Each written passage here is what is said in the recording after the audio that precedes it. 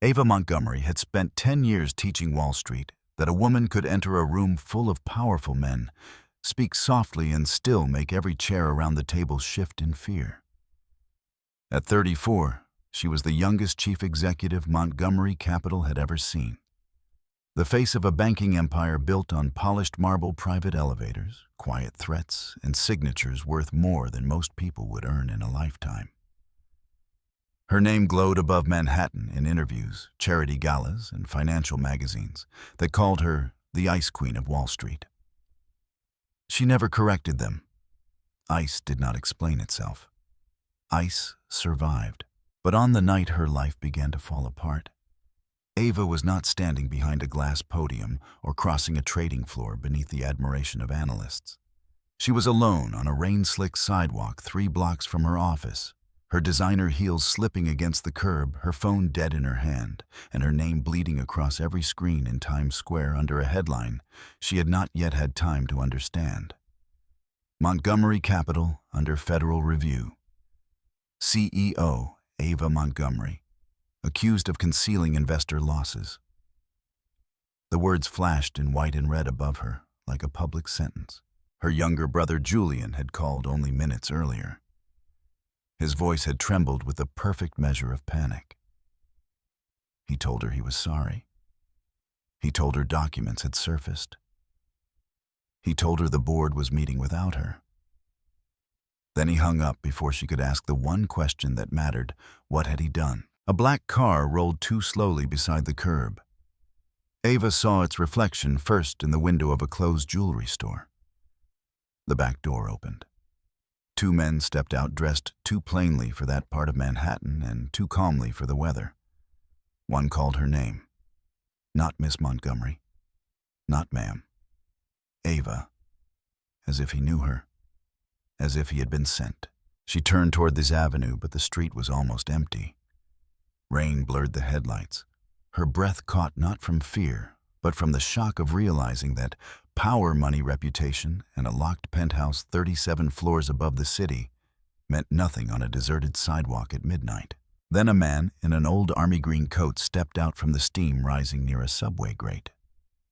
His beard was rough, his shoes were worn at the edges, and a little girl in a yellow raincoat stood half hidden behind him, holding a paper bag of groceries against her chest. He looked like someone the city had learned not to see. His eyes, however, were steady enough to stop the night. "Keep walking," he said to Ava, his voice low. The men from the car hesitated. The stranger did not raise his voice. He did not threaten them. He simply moved between Ava and the open door with the quiet certainty of a man who had already calculated every possible ending and chosen the one in which no one innocent got hurt. A patrol car turned the corner seconds later, its lights reflecting across the wet street. The 2 men retreated, the black car vanished, and Ava Montgomery, who had negotiated billion-dollar mergers without blinking, found herself staring at a homeless-looking father and his small daughter as if they were the only real things left in New York. The next morning, Ava's crisis became a spectacle. The allegations against Montgomery Capital spread faster than any official statement could contain. Anonymous sources claimed she had hidden risky trades, misled investors, and moved money through shell accounts. News vans surrounded the headquarters. Reporters shouted questions as she entered through the side door. Her board of directors avoided her eyes. Her legal team advised silence. Her public relations team advised sympathy. Her father's old allies advised resignation, though none of them used the word directly. In the center of the storm stood Julian Montgomery, her charming younger brother presenting himself as wounded loyal and tragically uninformed. Ava knew Julian's face too well. She had protected him since childhood, excused his failures, paid his debts, and hidden his recklessness from their father before the old man died. Now Julian moved through the crisis like an actor who had rehearsed every pause. He offered to temporarily support leadership continuity. He spoke of family legacy. He looked devastated whenever cameras turned his way. Ava watched him and understood with a coldness deeper than anger that he had not merely betrayed her. He had studied her long enough to know exactly where to place the knife, without leaving fingerprints. Her legal counsel presented an ugly solution. The board feared instability. Investors feared scandal. Regulators feared obstruction. The public saw Ava as brilliant but untouchable, rich but heartless, powerful but alone. The firm needed a human story, something that could soften her image while her attorneys worked to disprove the allegations. A visible act of humility, a family, a marriage, perhaps, if one could be arranged quietly and explained later as a private relationship finally brought into the open. Ava nearly laughed at the absurdity. Then she saw security footage from the night before. The stranger in the green coat was there, stepping between her and danger. He had not touched anyone. He had not caused a scene. He had simply read the moment faster than everyone else. Her head of security identified him as Noah Reed, 40, widower, father of a 6-year-old daughter named Lily. No permanent residence listed. Former financial consultant, according to an old employment record, though the file seemed oddly thin, as if someone had erased most of the man on purpose. Ava found Noah outside a church shelter near Lower Manhattan, helping Lily tie the laces of shoes that had clearly been repaired more than once. He listened while Ava made her offer. A legal marriage, separate lives in public and private, housing for him and his daughter, medical care, schooling, security. In exchange, he would stand beside her during the investigation and help shift the public narrative away from the image of a cold executive hiding in a tower. Noah did not look impressed by the money. He looked at Ava as though she were another market report filled with numbers that concealed the real story. "You don't need a husband," he said. "You need someone who knows why the wolves are circling." Ava felt the first spark of suspicion. "And do you?" Noah glanced toward the skyline where Wall Street rose like a row of sharpened teeth. "I used to." He refused at first. Not dramatically, not proudly. He simply said that his daughter had already lost too much, and he would not drag her into a rich family's disaster. But Lily, quiet and observant beyond her years, asked whether the tall lady from the rain was still in trouble. Ava softened despite herself. Noah noticed. By evening, after reviewing the contract with a legal aid attorney of his own choosing, he agreed to Ava's proposal. Under strict conditions, Lily would be protected from cameras. No lies would be told directly to the child, and the arrangement would end the moment it placed his daughter in danger. Their courthouse wedding took place 2 days later, with no flowers, no music, and no family except Lily, who wore a blue dress donated by a neighbor and carried a small stuffed rabbit under one arm. Ava arrived in cream silk and pearls, flanked by attorneys. Noah arrived in the same old coat, clean but frayed, with his hair combed back and his expression unreadable. When the clerk asked if they accepted each other as husband and wife, Ava expected awkwardness. Instead, Noah looked directly at her, and for one strange second the room seemed to empty around them. "I do," he said. The photograph released to the press was simple: Ava Montgomery holding the hand of a little girl while Noah stood beside them, protective but unsmiling. The reaction was immediate. Some called it a publicity stunt. Others called it a secret love story. Morning shows replayed the rainy sidewalk footage after someone leaked it, turning Noah from an unknown man into the humble father who had saved the embattled CEO. Ava hated the sentimental headlines, but her company's stock stopped falling. That was enough. Moving Noah and Lily into Ava's penthouse should have been a practical matter. It became the first crack in Ava's carefully arranged life. The apartment was all glass, stone, and silence a museum to control. Lily walked in and whispered that it sounded like a library where no one had ever read a book. Noah smiled for the first time since Ava had met him. Within hours, the child had placed her rabbit on a white sofa worth more than a car, and Noah had repaired a broken kitchen drawer Ava had never noticed because she never cooked. Ava expected discomfort. She did not expect warmth. Noah made breakfast before dawn, not because anyone asked him to, but because Lily liked pancakes shaped imperfectly, and because he seemed to understand that Ava survived mostly on coffee and refusal. He spoke little, watched everything, and never appeared impressed by luxury. When Ava's private elevator opened to visitors, he knew who was harmless, who was pretending, and who had come to measure the distance between her confidence and collapse. The first strange moment happened during a call with her trading desk. Ava had stepped into the kitchen while arguing over a liquidity problem tied to a fund she did not authorize. Noah, sitting at the counter helping Lily with a spelling worksheet, glanced at the numbers on Ava's tablet. Without interrupting, he said, "That exposure isn't sitting where they told you. Check the Cayman feeder, then the Delaware vehicle beneath it. Some nested the risk in 3 layers, but they got lazy with the timestamp." The room went silent. Ava stared at him. Her senior analyst on the call asked who had spoken.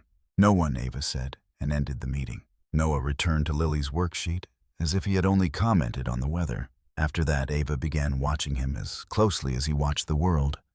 He read the financial pages, not like a man catching up on news, but like a surgeon reviewing an X-ray. He recognized names that should have meant nothing to someone who had been living in shelters. He never used financial jargon to impress, but when he spoke, his observations cut through layers of noise. Once in the lobby of Montgomery Tower, an old commodities broker turned pale at the sight of him and lowered his head before stepping aside. Another time, a hedge fund manager who had mocked Ava in an interview walked into the elevator, saw Noah holding Lily's backpack, and stepped out again before the doors closed. Ava asked Noah who he had been. He answered, "A husband." It was the kind of answer that ended a conversation by refusing to begin one. Yet little pieces surfaced despite him. Lily knew that her mother had loved music and rainy mornings. Noah kept a wedding ring on a chain under his shirt, though he never touched it when anyone watched. He woke from quiet nightmares, but never made enough noise to frighten his daughter. He avoided one photograph in Ava's study, a gala image from 8 years earlier, showing Ava beside several titans of finance. In the background stood a younger Noah in a tuxedo, half turned away from the camera, speaking to men Ava now knew as market legends. The scandal tightened around Ava. Regulators requested documents she had never seen. Journalists received more leaks. Julian began appearing beside board members, offering calm statements about cooperation and transparency. He visited Ava at the penthouse with flowers for Lily and a brother's wounded smile for Noah. The moment he left, Noah took the flowers from the vase and found a tiny recording device hidden beneath the ribbon. He placed it on the counter without triumph. "Your brother is careless," he said. Ava looked at the device. The betrayal should have hurt more by then. Instead, it hardened into purpose. Their fake marriage began turning inconveniently real in small, dangerous ways. Ava learned that Lily liked stories about brave mice and astronauts, not princesses. Noah learned that Ava slept only 3 hours a night when frightened, and that she became colder when she needed kindness most. He began leaving tea near her laptop without comment. She began coming home earlier, though she told herself it was because the press outside the office had become unbearable. One evening, Lily fell asleep on the sofa between them during an old movie. Ava reached to adjust the blanket, and her hand brushed Noah's. Neither moved for a moment. But Wall Street did not allow tenderness to grow undisturbed. Julian's plan entered its final phase when federal agents arrived at Montgomery Capital during market hours. The cameras had been tipped off before the warrant appeared. Ava walked through the lobby under a storm of questions, while employees watched from balconies above. She was not treated harshly, but the image was enough. Ava Montgomery escorted from her own company, her face pale beneath the lights, her brother standing behind the glass, with sorrow arranged perfectly across his features. The official accusation was conspiracy to mislead investors. The hidden purpose was simpler. Julian and a rival hedge fund, Varick Stone Capital, had manufactured losses inside a complex set of funds, attached Ava's authorization through forged approvals, and prepared to acquire Montgomery Capital after panic crushed its value. By the time Ava understood the shape of the trap, she was advised not to speak, not to trade, not to contact half the people who could help her. Her name was frozen. Her power was suspended. Her life's work was being stripped for parts. Noah brought Lily to stay with a trusted retired teacher outside the city, away from cameras and pressure. He told Ava it was only for a few days. Ava heard what he did not say. The game had become too dangerous for a child to stand near the board. That night, Ava found Noah in her father's old study, standing before the photograph from the gala. His face, reflected faintly in the window, looked older than 40. "You were one of them," she said. Noah did not deny it. He told her the story without decoration. Years ago, before he wore old coats and slept lightly in shelters, he had been Nathaniel Reed, the hidden founder of Meridian Gate, a private investment fund so quiet that most people knew only the rumors. Meridian did not advertise. It moved behind institutions, rescued companies from predatory raids, and exposed financial traps before they swallowed pensions, towns, and families. Noah had built it with his wife Elise, a brilliant risk architect who believed money should move like a bridge, not a weapon. They had made enemies among men who preferred shadows. After Elise died in a staged accident that was officially dismissed as misfortune, Noah walked away. He dissolved his public identity, placed Meridian into blind control through loyal partners, and disappeared with Lily before the same people could reach his daughter. He had not been homeless because he lacked money. He had been hidden because grief had taught him that visibility could be expensive. Ava listened without interrupting. For the first time, the man in front of her made sense, the calm, the knowledge, the way powerful men stepped aside. He was not beneath Wall Street. He was something Wall Street had tried and failed to bury. "Why help me?" she asked. Noah looked toward the room where Lily had once built a tower from Ava's expensive law books. "Because your brother is working with the same people who destroyed my family. And because you are not as cold as you pretend." The next morning began before sunrise. While news anchors predicted Ava's resignation and Julian prepared an emergency board vote, Noah made 3 phone calls from a secure line Ava did not know existed. Across the city, people who had not heard his voice in years stopped what they were doing. A retired prosecutor opened a locked file. A risk analyst in Queens decrypted an archive. A former trader in London delayed a meeting and began tracing Varick Stone's positions. Within an hour, Meridian Gate awakened like a sleeping city beneath the city everyone could see. Noah did not storm offices or threaten enemies. His power was quieter and far more devastating. He followed the money. He found the false trades Julian had buried, the accounts Varick Stone had used to bet against Montgomery Capital, the offshore vehicles designed to profit from Ava's downfall, and the communications that tied them together. Every lie had been clever, but not patient enough. Every forged approval carried a timing error. Every hidden fund left a shadow. Ava watched him work from the study, no longer as a desperate CEO seeking rescue, but as a woman witnessing the true shape of the man she had married by contract. Noah was not showing off. He was grieving in numbers. Each document he opened seemed to bring him closer to the life he had lost and the justice he had postponed for his daughter's safety. At 8:58 a.m., 2 minutes before the market opened, Meridian Gate released a protected evidence package to regulators, key journalists, and Montgomery Capital's independent directors. At 9:04, a coalition of long-term investors publicly backed Ava. At 9:11, Varick Stone's short position was exposed.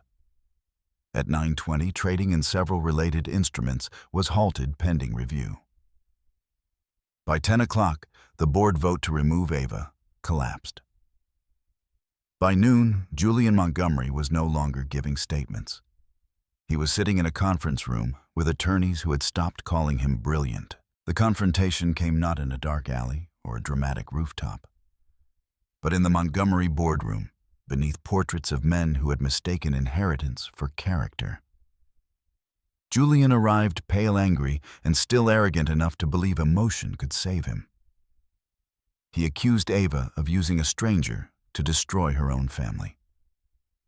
Ava stood at the head of the table, bruised by betrayal, but no longer bending beneath it. Noah placed the final folder before the directors. Inside were the records Julian could not explain away. Transfers messages, forged approvals, and the link between Varick Stone and the old network tied to Elise Reed's death.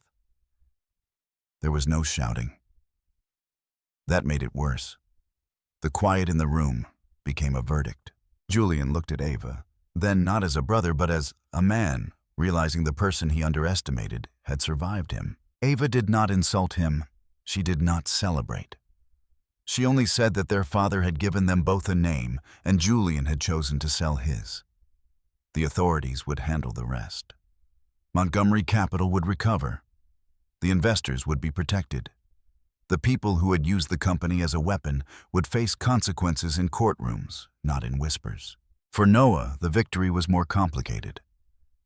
Meridian's evidence reopened questions surrounding Elise's death, but it also pulled him back into a world he had abandoned. Reporters wanted his story. Former allies wanted his return. Enemies wanted to know how much he still knew. Ava expected him to disappear again once Lily was safe. Instead, Noah stayed long enough to have breakfast. It was Lily who changed the ending before either adult could ruin it with fear. She returned to the penthouse after the worst of the press had faded, carrying her stuffed rabbit and a drawing of 3 stick figures under a yellow sun. One figure wore a tall gray building as a hat. One held a pancake pan. The smallest stood between them. Above the picture in careful letters, Lily had written, "Our almost family." Ava looked at the drawing for a long time. She had built her life around never needing anyone. Need had always seemed like a weakness other people used against you. Yet the child's picture did not feel like a trap. It felt like an invitation. The legal marriage was supposed to end quietly after Ava's name was cleared. Her attorneys prepared the papers. Noah reviewed them without comment. For 3 days, neither mentioned them. They moved around each other with the careful politeness of people standing at the edge of a truth. Finally, Ava found Noah on the balcony overlooking the city. Wall Street glittered below, beautiful from a distance and ruthless up close. She told him she could offer security, a home for Lily, and a place at Montgomery if he wanted it. Noah smiled faintly and said she was negotiating again. So Ava stopped being a CEO for one honest minute. She told him she was afraid. Not of scandal, not of markets, not of men like Julian. She was afraid that what had begun as strategy had become the one thing in her life she did not know how to control. She loved Lily. She loved the quiet breakfasts. She loved that Noah saw through every mask she wore and still did not walk away. She loved him, though the words sounded unfamiliar in her mouth, like a language she had once known as a child and forgotten. Noah touched the ring on the chain beneath his shirt. Ava did not rush him. Love, she was learning, was not a hostile takeover. It was not a rescue either. It was a door left open with no demand that the other person enter before he was ready. When Noah finally spoke, his voice was rough. He said Elise would always be part of him. Ava said she knew. He said Lily had already lost one mother, and he would never allow another woman to treat the role lightly. Ava said she would earn the child's trust every day without asking for a title. Noah looked at her then with the same steady eyes from the rainy sidewalk. "You already have," he said. Months passed. The case against Julian and Varick Stone moved through the courts with enough evidence to make denial useless. Montgomery Capital rebuilt its reputation under stricter oversight, with Ava choosing transparency over old family pride. She created a protection fund for small investors harmed by predatory financial schemes, naming Noah as an advisor only after he agreed that the work would protect people rather than polish anyone's image. Meridian Gate remained private, but no longer buried. Noah did not return as the ghost Wall Street feared. He returned as a father who wanted his daughter to see that power could be used without becoming cruel. Ava changed too, though not in ways magazines could easily photograph. She learned how to make pancakes badly and laugh when Lily declared them interesting. She stopped filling every silence with work. She visited Elise's grave with Noah and Lily on a clear Sunday morning, standing a respectful distance away, until Lily reached back and took her hand. There was no replacement in that gesture, no erasure, only room. Their real wedding took place in spring, not in a cathedral or hotel ballroom, but in a small garden above the city, surrounded by a few trusted friends, Ava's loyal employees, Noah's old Meridian allies, and Lily in a yellow dress. Ava wore no crown of diamonds, only a simple veil that moved gently in the wind. Noah wore a dark suit, new shoes, and the old ring on its chain beneath his shirt close to his heart. When the officiant asked whether anyone wished to speak, Lily raised her hand before anyone could stop her. The adults laughed softly. She walked to Ava with solemn importance and handed her the stuffed rabbit that had survived shelters, penthouses, courtrooms, and every uncertain night between. "You can hold him today," Lily said. Then, after a tiny pause that seemed to hold the whole city still, she added, "Mom." Ava closed her eyes for 1 second. She had faced accusations, betrayal, and public ruin without crying. But that single word opened something no scandal had been able to reach. She knelt, hugged Lily carefully, and promised in a whisper that she would spend the rest of her life deserving it. Noah watched them with tears he did not hide. Wall Street continued below, hungry and loud. But for once it felt far away. Ava Montgomery had not been saved by a poor man, and Noah Reed had not been rescued by a rich woman. They had found each other in the narrow space between ruin and truth, where masks fall because there is no strength left to hold them up. The city would keep telling stories about them. Some would call it a scandal that became a romance. Some would call Noah a hidden billionaire, Ava a fallen queen restored, Lily the little girl who softened an empire. None of those versions would be entirely wrong, but none would be the real story. The real story was quieter. A woman who thought power meant standing alone learned that love did not make her weaker. A man who disappeared to protect his child learned that living in hiding was not the same as being safe.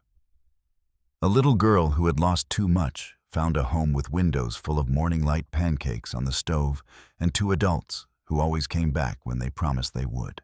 And above Wall Street, in a penthouse that no longer sounded like an empty library, the Montgomery Reed family began again.